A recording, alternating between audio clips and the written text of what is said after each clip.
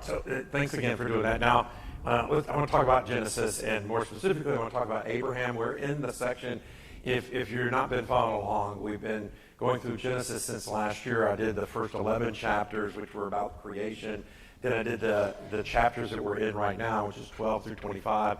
Those are the chapters about Abraham and Sarah, and just how God called him, and the story behind Abraham. Then after that, for the rest of the book, from 26 through 50, it's going to be about God building his people up, the Hebrews themselves, and then before it leads into the Exodus. So that's where we're at. And in case you don't remember, in chapter 12, Abraham messed up. If you were here, I was like, you got to be kidding me, kind of thing. How he responded, because he told everybody that had Sarah tell him that she was his sister, so that he wouldn't get killed, and all this kind of stuff. Well, in the great words of Britney Spears, oops, he did it again. So if you will, turn to chapter 20, starting in verse 1, and you'll see what I mean. Now, Abraham journeyed from there. Of course, he was back in where he was supposed to have been all along, in the Promised Land and Canaan. But he moved from there to the land of Negev, and there he lived for a time in Gerar. And Abraham said to his wife, "She is my sister." Here he goes. So Abimelech, king of Gerar, sent men and took Sarah. So in chapter 12, Abraham left the Promised Land like he did here, but at that time it was because of a drought. If you remember, there was a famine going on and all that, and so there was a reason. Here in chapter 20, we don't know why. I mean, he just kind of up and left. But the last time he left, he found out he should have stayed, and he should have stayed put, and he's going to find that out again. Something to notice this time, though, is it really is condensed, right? I mean, the last time there was this whole story that talked about this whole thing and compare, but now it's just all condensed into just one verse. And so from several verses to one, Abimelech's men took Sarah. Okay, the point is that much of the attention now from here on is going to be as much about Abimelech and the Philistines as it is about Abraham and Sarah, and of course a big dose of God. So, but I want to pause a moment and point out something that I think is it isn't all that obvious, but I think it's important. You see, the last time we saw Abraham's nephew Lot, right? If you remember in that story, he had two daughters, and he tried to give them away to this horrifying mob of perverted men. I don't know if you remember that whole thing that was taking place. They came. Anyway, if you don't remember, you need to go back and read it, but he tried to give his daughters away. And miraculously, God intervened in that situation and saved those girls from the horror. And now, for the second time, Abraham gives his wife away. Sadly, it seems like these men don't really value the women in their lives. That's what seems to be happening as we look through this. I know it was a different time back then, but man, it is horrible. And again, we're going to see how God miraculously shows up to protect Sarah. You see, Sarah is Abraham's wife, but she is also God's daughter. And he is going to step in. And I think that's the thing I want you to know. I want you to see in things like this is that God is good. And he steps in, and those that aren't able to protect themselves and fight for themselves, he is so good. And it certainly was the case in both of those situations, all three of those situations. All right, verse 3. But God came to Abimelech in a dream of the night and said to him, "Behold, you are a dead man because of the woman whom you have taken, for she is married." There's so many but gods in the Bible. I'm going to talk about the big buts of the Bible. This is a big but in the Bible, okay? This is a but God. And here, I mean, it's just beautiful.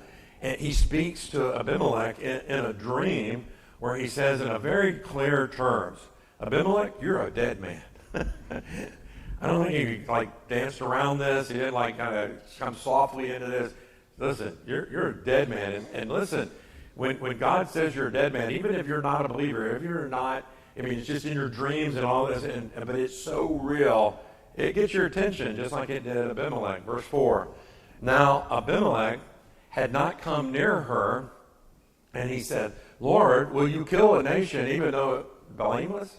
Did he himself not say to me, she is my sister? And she herself said, he is my brother. In the integrity of my heart and the innocence of my hands, I have done this. First of all, he takes ownership. He doesn't try to skirt the issue. He's like, yeah, I did this, but listen, I have reasons. And I don't know if you remember this, but this should remind you of something else that happened in an early chapter when Abraham went to Sodom, and God said, I'm going to kill everybody, I'm going to blow it up. And he said, will you do that if there's just one righteous person? Or he started with 50 and went through the whole thing and stuff. Well, it sounds very much like that, right? Well, Abimelech is pleading his case that he's innocent here. And he does this because he says, listen, Abraham and Sarah both claim to be brother and sister. And so his case is a good one. And listen, God actually agrees. Verse 6, God says this. Then God said to him in the dream, yes, I know that in the integrity of your heart you have done this. And then he adds this, and I also kept you from sinning against me. And therefore, I did not let you touch her. He knows who's behind this. God's speaking very clearly about it. And here's the thing. God knows your heart. He knows Abimelech's heart, knows my heart, knows your heart. And it's good for you, and this is what's good about Abimelech. It's good when you see your heart the way God sees your heart, and you confess that to him. That's what confession is about. You come in alignment. God knows truth, and he wants you to know truth, but he wants you to speak that you know the truth, not just that he can assume it and stuff.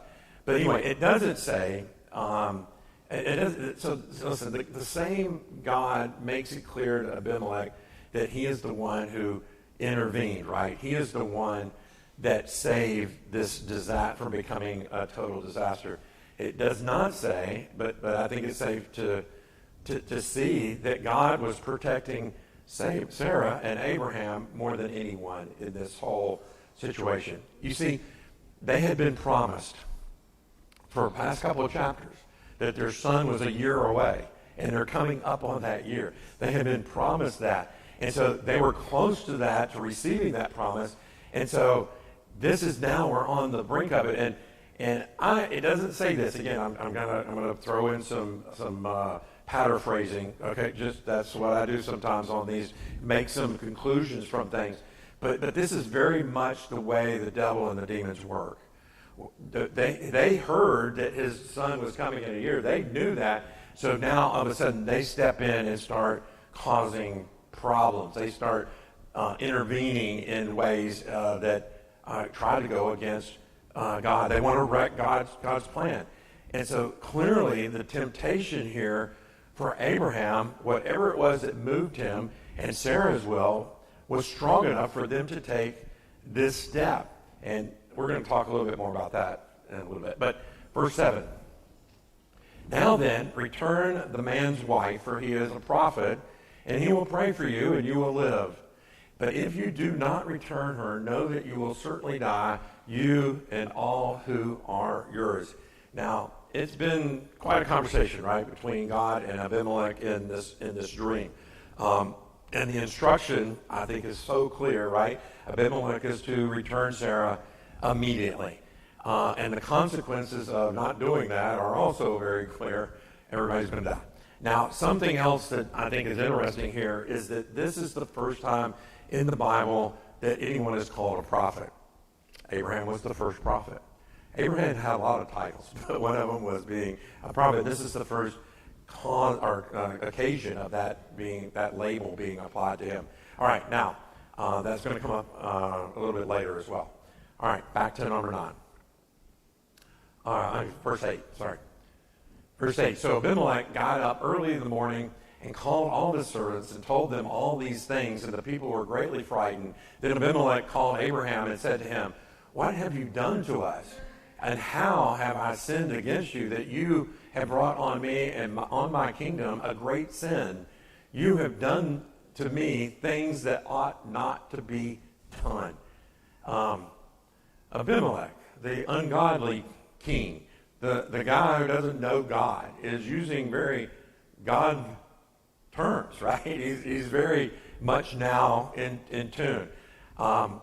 There will be more about Abimelech that doesn't show that this stuck, but it was definitely a big moment in his life.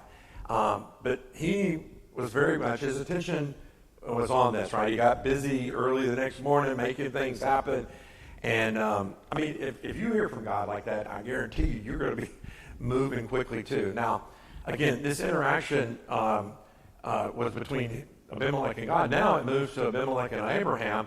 And it's a little bit strange, right? Because here is Abraham, the father of our faith, the guy that we talk about. I mean, he's on the Mount Rushmore of faith heroes, right? I mean, he is the man, and I mean, he's great and stuff.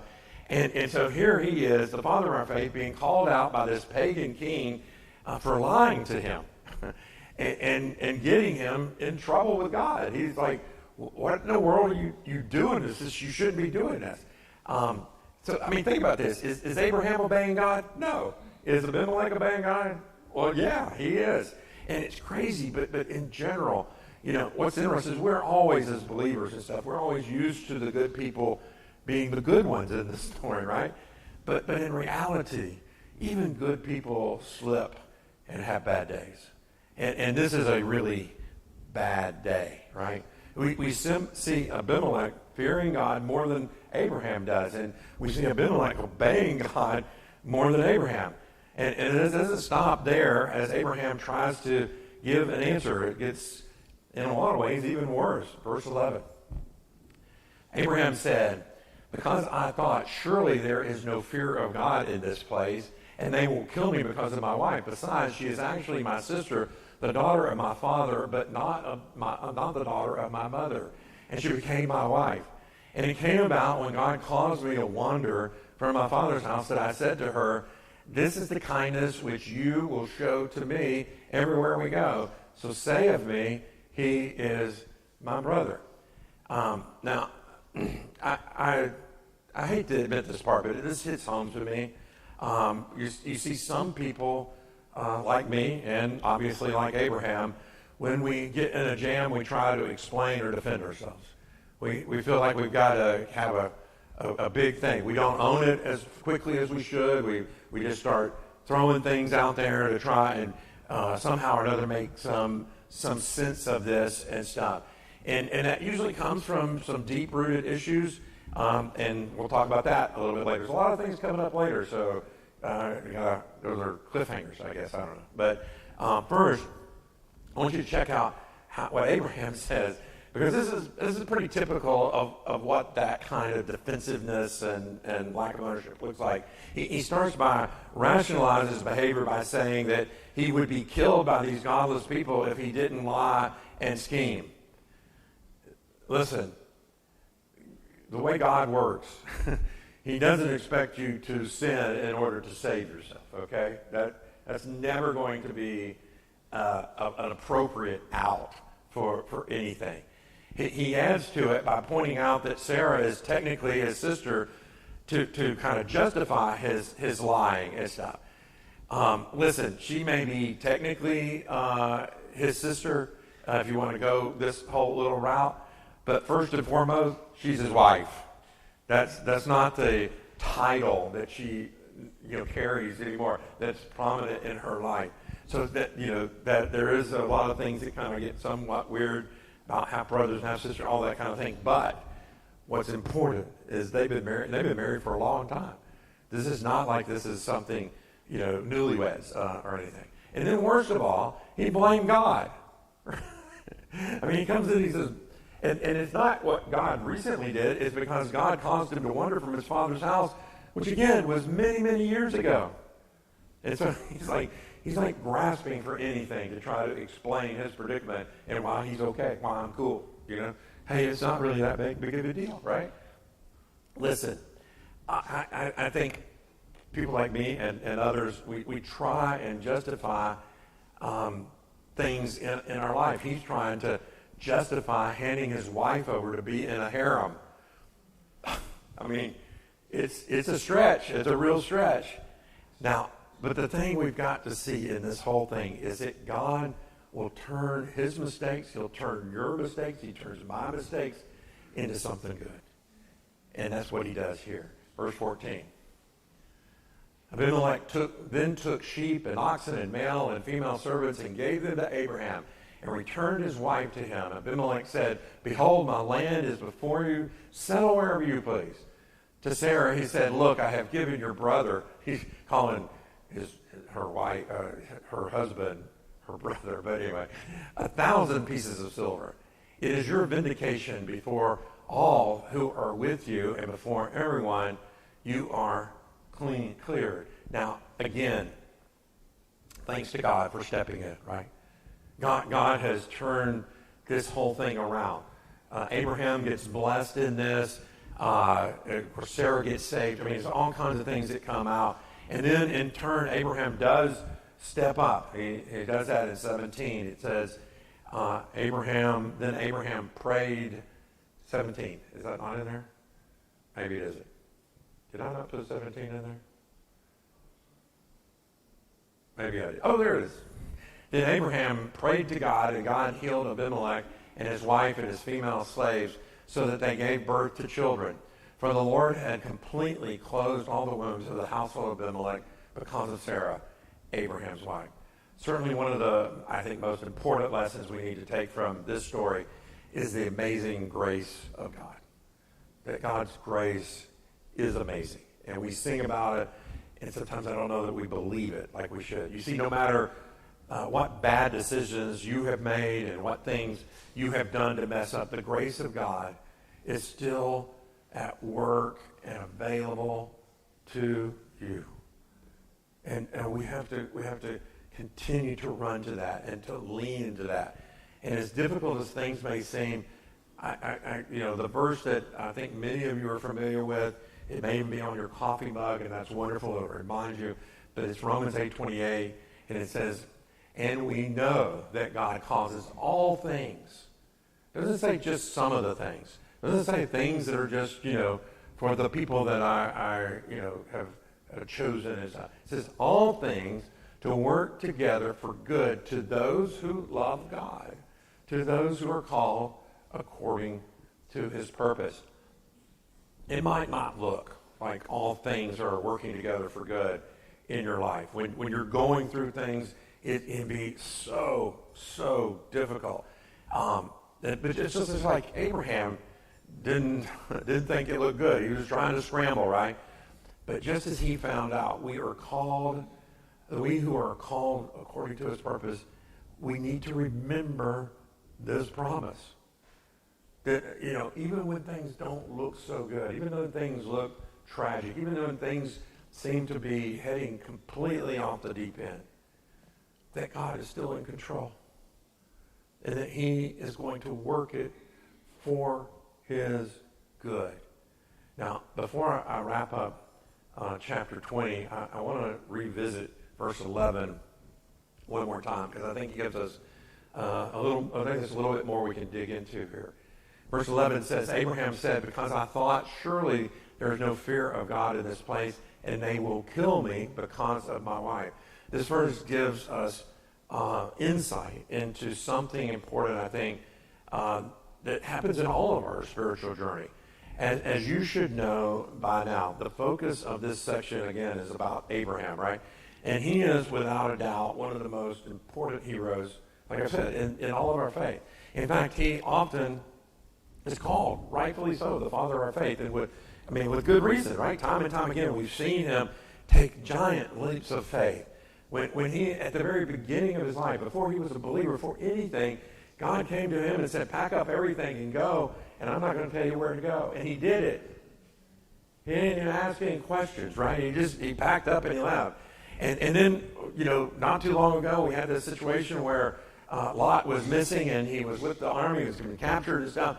And even though he was outnumbered and stuff, he had 318 men, and he went and obliterated the opposition and rescued Lot. He just went, and he just did it. There was nothing, that stopped him from doing any of that. Or when he did, many other things that he did by his faith in God. And I like to call this operating in the faith mode. He was operating in the faith mode. It was like this gear, if you will, this place that he was. At the same time, in cases like this one, what we see is that he's no longer operating in faith mode. He's now what I call flesh mode. The switch that goes from faith mode to flesh mode.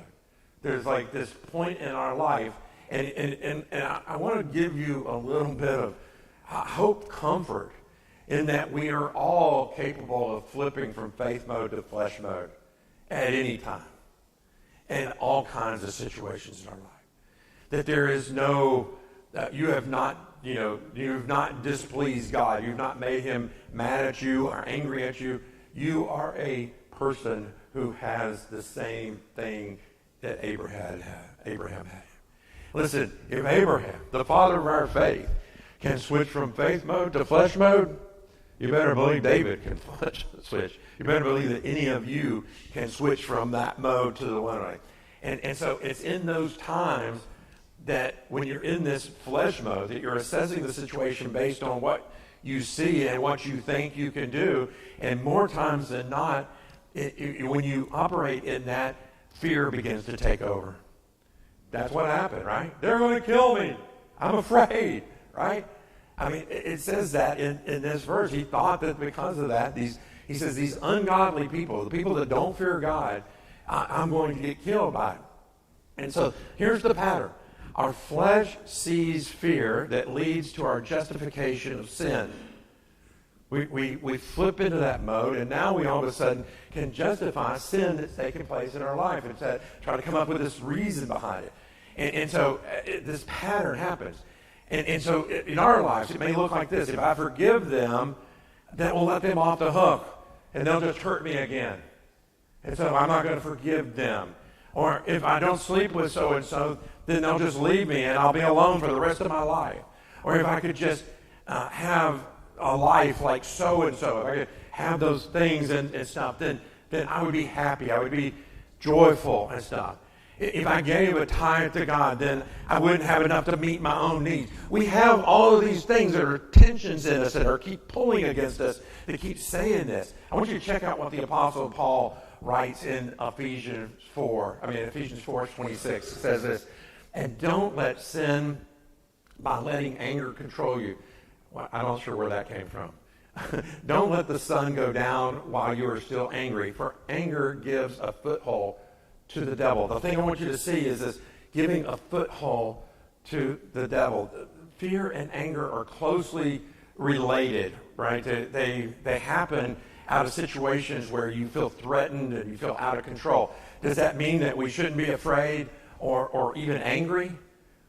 No. This verse says that that's going to happen. We are going to have those times, those feelings and stuff. In fact, those are feelings that God has given you.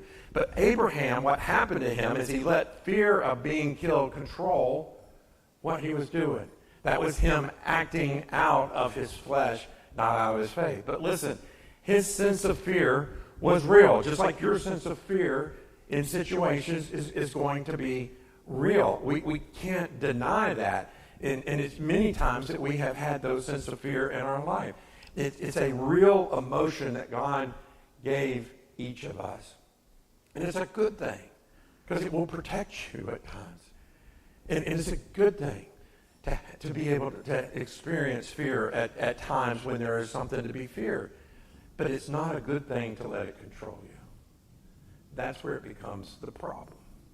When fear and anger and all of those things begin to control us, that's when it becomes a problem in our life. It's not a good thing to let it control. By the way, it is also not a good thing to try and ignore or dismiss it. Say, oh, well, I should be fearful. I'm a man of God. I'm a woman of God. I'm not going to be fearful. I'm not going to be this. I'm going to stand above that. Listen, ignoring those things will push it down. It'll pack it in you, and it will eventually come up in the wrong situation. So don't think that you're dealing with it by ignoring it or pushing it down or whatever. In 2 Corinthians 10:5, it says we are to take hold of every thought take it captive in obedience to Christ. Take every thought captive in obedience to Christ. Or said differently, we are to pray something like this: Jesus, what do you want me to see in this fear? What do you want me to see in the middle of this? Instead of my first reaction being, I'm going to respond with my fleshly response, my first response is to step back and say, Jesus, you see this fear in me. You see this anger in me. You see this, whatever it is in me that's happening. What do you want me to see in this? And listen, oftentimes God will give you comfort and peace in that. If he does, then praise God for that. Because he has blessed you with his grace in that. But if that, and so if that leads to comfort and peace, then be there, be excited. However, if your fear or your anger or your anxiety or whatever it is, if it just gets worse, it's just like, I can't, Jesus, I don't know what you want me to see in this. I can't deal with it. It's down. The first thing I want you to try and do is to take a spiritual authority over it. One of the most neglected but yet useful things that we have as a believer is we have the Holy Spirit in us. You have the Holy Spirit in you that guides you, that helps you to be in faith mode and not in flesh mode. But it doesn't kick in automatically. It's not like you hit fear and all of a sudden that triggers the switch to throw faith mode in. In fact, for most people, it kicks in flesh mode. What I'm trying to do is I want to help you see that there are things that you can do, that you can begin to start taking some control of this and stuff. And so if anger or, like I said, anxiety or any of those things happen, then take authority. And it can be as short as, Jesus, in your name. Now, this is, Jesus is giving you authority, but you are working in his name. You're coming out. The power is coming from Christ through you. It's not yours. It's his coming through you. So, Jesus, in your name, I command the spirit of fear or the spirit of anxiety, the spirit of whatever, to leave and to go to the cross of Jesus. Go to the cross of Christ. It's not a complicated statement. Jesus, in your name, I command this spirit of fear to go to the cross, to leave me and to go to the cross. I command that to take place. And listen, you'd be amazed at sometimes how effective just that will be. You can take that authority and do it. Now, don't hesitate to say it more than once, as much as you need to. And maybe it's even many times throughout a day, many days in a row, many weeks. There's nothing you will only gain. You will not lose by continuing to do that and taking that point of faith and saying, I want to be in this faith mode and stuff. So don't hesitate to do that. At the same time, if it doesn't seem to help, don't beat yourself up. Don't think that your prayers don't work. Don't think that you don't have enough faith. Don't think that, listen, all of those things are, again, more lies of the devil. But what happens is sometimes, oftentimes, especially if it's a recurring thing that happens to you, you're not good enough, you're not this enough, you're not that, you're not that. If it's something that has been, it can be deeper in your soul and be very, very difficult to do it. You see the word foothold? Anger gives a foothold to the devil. So there are times in our life that we have not intentionally, this is not a conscious thing, but there are things that happen in our life that we give a foothold to the devil. And it can go way back in your life to your early days when you were a kid. It can even go back generationally. There are generational curses that can be passed along. There are many ways in which these things can come into your life. But here's the good news is, it's not over. That's not just give up and let it go. There are more things that can be done. Obviously, we don't have the time to go into that, and each thing is a little individual and stuff. But I want you to just know, many in our church have been a part of seeing people break strongholds and to get freedom and to see things beyond what they have been wrapped up in. And I want you to know that you can contact me at any time. I didn't ask specifically, but I'm sure Tammy and Adrian and Jan, I mean, there are many in our church that would be more than happy to get with you and help you and talk with you. After the service, if you want to come and see me, I'll be here as long as you want me to be, to pray with you and to help you work through that. But listen, I just want you to know there is freedom. That you don't have to give up. You don't have to, say. And in fact, oftentimes I think we have unknowingly made some things. There are agreements. There are lots of different ways in which we can categorize this. That we have to break those agreements before we're going to see the breakthrough.